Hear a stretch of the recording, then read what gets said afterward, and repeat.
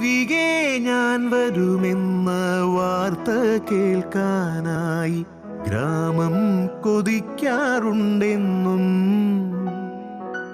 തിരികെ മടങ്ങുവാൻ തീരത്തടുക്കുവാൻ ഞാനും കൊതിക്കാറുണ്ടെന്നും.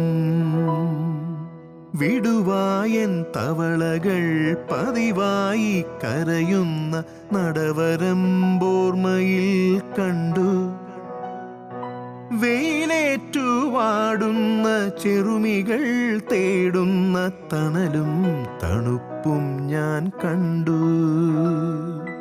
തിരികെ ഞാൻ വരുമെന്ന വാർത്ത കേൾക്കാനായി ഗ്രാമം കൊതിക്കാറുണ്ടെന്നും.